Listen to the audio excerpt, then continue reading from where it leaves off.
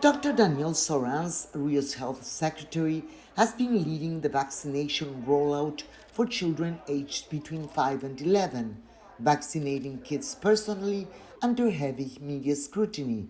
This is just part of his 14-hour workday. 96% of the city's adults have received 2 vaccine doses. 43% have been boosted. Currently, the vaccination of children, which began very recently, is still slow, with just 8% of children immunized with 1 shot. Soranz, a public health physician, is the man responsible for updating the public about the COVID-19 situation in Rio de Janeiro, Brazil's most famous city. It was Soranz who broke news of the decision to postpone the city's famous Carnival from February to late April.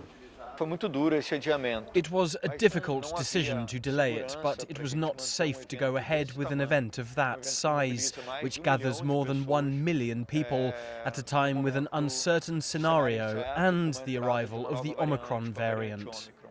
The last time Rio held its world-renowned Carnival was 2 years ago, when the city hauled in around $725 million from the festivities. It remains far and away the city's biggest tourist attraction. Rio de Janeiro comes alive during Carnival. People like to hug each other and have fun together. It is important for their mental health, besides being very important for the economy.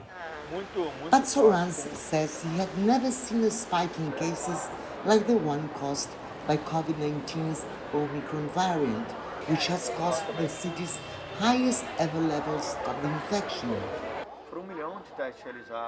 We made 1 million tests in the first weeks of 2022. That is 50 times more than we did during the same period last year, and the numbers testing positive were huge.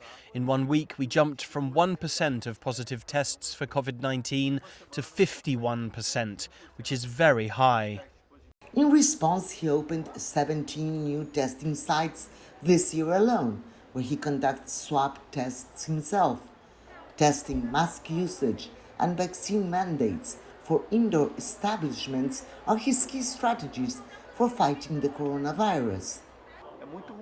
It's awful to limit the movement of people, but those who are unvaccinated, tourists as well, are not welcome at this time in the city of Rio de Janeiro. Soranz believes that the Omicron variant might peak in Rio de Janeiro soon, or at least plateau, but he doesn't want to be overconfident as Brazil continues to break records for daily infection rates. For the time being, he just wants to encourage his worn-out health workers to keep up the fight. Lucrecia Franco, CGTN, Rio de Janeiro.